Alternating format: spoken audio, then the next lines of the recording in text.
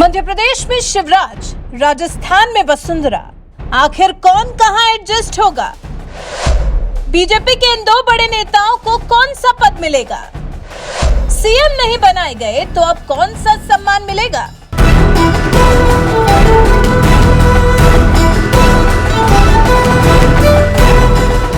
अभी हाल ही में जो 5 राज्यों में हुए विधानसभा चुनाव में से बीजेपी ने 3 राज्यों में बहुमत हासिल किया है। वहां लंबे जद्दोजहद के बाद अब मुख्यमंत्री के नाम का ऐलान तो हो ही गया, शपथ ग्रहण समारोह भी हो गया, सभी ने अपनी अपनी जिम्मेदारी को निभाना भी शुरू कर दिया। लेकिन इसी बीच में एक अहम सवाल जो छूट गया वो ये कि जिन नामों से बीजेपी आलाकमान ने सबको चौंकाया है, उन नामों का क्या होगा जो पीछे छूट गए हैं। मध्य प्रदेश में शिवराज सिंह चौहान, राजस्थान में वसुंधरा राजे और छत्तीसगढ़ में रमन सिंह। ये अपने अपने राज्यों के ऐसे नाम हैं जिनके बलबूते पर चुनाव जीतने तक की बात कही जाती रही है।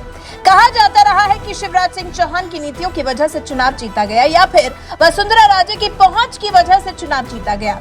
हालांकि रमन सिंह को तो सेट कर दिया गया है, उन्हें स्पीकर बना दिया गया है, लेकिन शिवराज और वसुंधरा, जिनका अपने अपने राज्यों में खूब दबदबा है, अब इनका क्या होगा? इन्हें कहां सेट किया जाएगा? कयास लगाए जा रहे हैं कि क्योंकि इन्हें स्पीकर पद नहीं दिया गया है तो इन्हें सरकार में एडजस्ट किया जाएगा या फिर केंद्रीय राजनीति का हिस्सा बनाया जाएगा। साल 2018 में जब बीजेपी ने इन हिंदी पट्टी वाले 3 राज्यों में शिकस्त का स्वाद चखा था, तब पार्टी ने शिवराज सिंह चौहान, डॉक्टर रमन सिंह और वसुंधरा राजे को राष्ट्रीय संगठन में उपाध्यक्ष बना दिया था। वसुंधरा राजे हालांकि अभी भी अपने पद पर कायम है। माना जा रहा है कि लोकसभा चुनाव तक उन्हें इसी पद पर कायम भी रखा जाएगा, लेकिन अब सवाल शिवराज सिंह चौहान को लेकर शेष रह गया है। हालांकि वो बार बार कह रहे हैं कि मैं दिल्ली नहीं जाऊंगा। इसे राष्ट्रीय संगठन में फिर से उपाध्यक्ष पद या फिर किसी और जिम्मेदारी के लिए शिवराज की इच्छा नहीं होने की तरह देखा जा रहा है। तो क्या फिर बीजेपी सूबे की किसी सीट से 2024 के लोकसभा चुनाव में शिवराज को उतारेगी या फिर पार्टी प्रदेश राष्ट्रीय संगठन में कोई ओहदा देगी? हालांकि ये तो फिलहाल वक्त ही बताएगा, क्योंकि अभी तक तो औपचारिक तौर पर कुछ पता नहीं चल पाया है। लेकिन चलिए जानते हैं कि इनसे पहले इनकी तरह ही अहम पद और दबदबा रखने वालों को बीजेपी आलाकमान ने कहां एडजस्ट किया है। बीजेपी ने पहले किसको कहां एडजस्ट किया है? उमा भारती।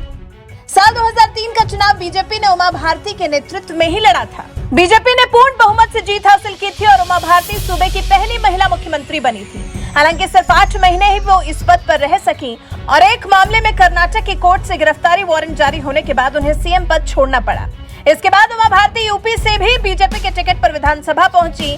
केंद्र की नरेंद्र मोदी सरकार में भी मंत्री रही। फिर उमा भारती ने बगावत करके अपनी पार्टी भी बनाई, लेकिन फिर बीजेपी में विलय कर लिया। फिलहाल उमा भारती हाशिए पर चल रही हैं। भगत सिंह कोश्यारी। भगत सिंह कोश्यारी उत्तराखंड के दूसरे मुख्यमंत्री बने थे। साल 2002 के उत्तराखंड चुनाव में बीजेपी की हार के बाद वो विधानसभा में विपक्ष के नेता रहे। भगत सिंह कोश्यारी सीएम पद से हटने के बाद 2007 से 2009 तक उत्तराखंड बीजेपी के अध्यक्ष, 2008 से 2014 तक उत्तराखंड के राज्यसभा सदस्य और 2014 के लोकसभा चुनाव में नैनीताल सीट से सांसद भी रहे। साल 2019 के चुनाव में बीजेपी ने उन्हें टिकट नहीं दिया। बाद में भगत सिंह कोश्यारी महाराष्ट्र के राज्यपाल भी रहे।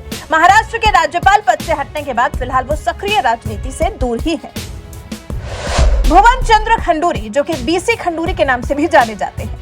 मेजर जनरल सेवानिवृत्त भुवन चंद्र खंडूरी 2007 से 2009 और फिर 2011 से 2012 2 बार उत्तराखंड के मुख्यमंत्री रहे। उत्तराखंड के सीएम पद से हटने के बाद खंडूरी लोकसभा के सदस्य भी रहे। रमेश पोखरियाल निशंक। उत्तराखंड के मुख्यमंत्री रहे हैं रमेश पोखरियाल निशंक। उत्तराखंड के सीएम पद से हटने के बाद से निशंक केंद्र की सियासत में सक्रिय हैं। रमेश पोखरियाल निशंक केंद्र सरकार में कई अहम मंत्रालय संभाल चुके हैं। फिलहाल वो सांसद हैं। त्रिवेंद्र सिंह रावत। 2017 से 2021 तक त्रिवेंद्र सिंह रावत ने उत्तराखंड के सीएम पद की जिम्मेदारी निभाई। उत्तराखंड चुनाव के करीब 1 साल पहले बीजेपी ने सूबे में सीएम बदल दिया और त्रिवेंद्र सिंह रावत को सीएम पद से हटा दिया गया। फिलहाल त्रिवेंद्र सिंह रावत संगठन में सक्रिय है। केंद्र सरकार के 9 साल पूरे होने पर बीजेपी की तरफ से चलाए गए जनसंपर्क अभियान के लिए त्रिवेंद्र सिंह रावत आजमगढ़, बलिया, देवरिया, बांसगांव और सलेमपुर विधानसभा में जिम्मेदारी संभाल चुके हैं। तीरथ सिंह रावत। उत्तराखंड के मुख्यमंत्री पद से जब त्रिवेंद्र सिंह रावत को हटाया गया तो तीरथ सिंह रावत को बैठाया गया। साल 2021 में उन्होंने उत्तराखंड की सत्ता के शीर्ष पर काबिज होकर कुछ महीने बिताए। लोकसभा के सदस्य रहते हुए वो सीएम बने थे। अभी भी लोकसभा के सदस्य हैं तीरथ सिंह रावत। रघुवर दास। झारखंड के मुख्यमंत्री रहे हैं रघुवर दास। 2014 से 2019 तक रघुवर दास ने झारखंड के मुख्यमंत्री पद की जिम्मेदारी को संभाला, जिसके बाद चुनाव में बीजेपी हार गई और सूबे में सरकार चलाने का जनादेश झारखंड मुक्ति मोर्चा को मिला, जिसके बाद रघुवर दास एक्टिव पॉलिटिक्स से दूर एक संवैधानिक पद पर हैं। रघुवर दास पिछले दिनों ओडिशा के राज्यपाल बनाए गए थे। आनंदीबेन पटेल 2014 में बीजेपी की तरफ से नरेंद्र मोदी को पीएम पद का उम्मीदवार घोषित किया गया था। बीजेपी की जीत के बाद नरेंद्र मोदी पीएम बने और गुजरात की कमान आनंदीबेन पटेल को दी गई। आनंदीबेन थोड़े ही दिन इस पद पर रही। फिलहाल उत्तर प्रदेश की राज्यपाल हैं। विजय रूपाणी 2016 से 2021 तक विजय रूपाणी ने सीएम रहते गुजरात की सत्ता संभाली। सीएम पद से हटने के बाद विजय रूपाणी संगठन में सक्रिय हैं। विजय रूपाणी फिलहाल पंजाब और चंडीगढ़ के प्रभारी हैं। सर्बानंद सोनोवाल 2016 से 2021 तक असम के सीएम पद की जिम्मेदारी संभालने वाले सर्बानंद सोनोवाल असम में 2021 के विधानसभा चुनाव में जीतकर बीजेपी ने दूसरी बार सरकार बनाई, लेकिन सर्बानंद सोनोवाल की जगह हिमंता बिस्वा शर्मा को असम की कमान दी। सीएम पद से हटने के बाद सोनोवाल दिल्ली की सियासत में एक्टिव है। इस समय केंद्र सरकार में बंदरगाह, जहाजरानी और जलमार्ग मंत्री हैं। बिप्लब कुमार देव 2018 से 2022 तक त्रिपुरा के मुख्यमंत्री रहे, जिसके बाद 4 साल के कार्यकाल के बाद सीएम पद छोड़ना पड़ा। अभी त्रिपुरा से बीजेपी के राज्यसभा सदस्य हैं बिप्लब कुमार देव। बीएस येदियुरप्पा दक्षिण भारत का जाना माना नाम, 4 बार कर्नाटक के सीएम रहे। 2021 में बीजेपी ने उनकी जगह बसवराज बोम्मई को सीएम बना दिया। अभी येदियुरप्पा बीजेपी पार्लियामेंट्री बोर्ड के सदस्य हैं। मतलब साफ है कि भले ही बीजेपी वापस मुख्यमंत्री की कुर्सी पर ना बैठाए, लेकिन इसका मतलब ये नहीं है कि बीजेपी सीएम रह चुके लोगों को ऐसे ही छोड़ देगी, बल्कि कोई ना कोई सम्मानीय जगह जरूर देगी। देखते हैं शिवराज सिंह चौहान को कहां जगह मिलती है, वसुंधरा राजे और कहां फिट बैठती हैं, इनके साथ ही रमन सिंह को और क्या जिम्मेदारी मिलती है। वैसे आपको क्या लगता है, आखिर बीजेपी इन तीनों चेहरों को कहां फिट करेगी? आखिर शिवराज सिंह चौहान, वसुंधरा राजे और रमन सिंह को कहां की जिम्मेदारी मिलेगी? इस पर आपके विचार हमें कमेंट कर जरूर बताएं। साथ ही हमारे चैनल को सब्सक्राइब कर बेल आइकन दबाना बिल्कुल न भूलें।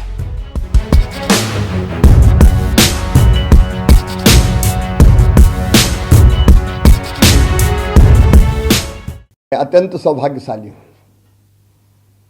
कि मैं भारतीय जनता पार्टी का कार्यकर्ता हूं। भारतीय जनता पार्टी राष्ट्रीय पुनर्निर्माण का मिशन है और एक कार्यकर्ता के नाते उस मिशन को पूरा करने में हम दिन और रात लगे हैं। मैं अपने आप को सौभाग्यशाली मानता हूं कि नरेंद्र मोदी जी हमारे नेता हैं, उनके साथ काम करने का अवसर मिला है।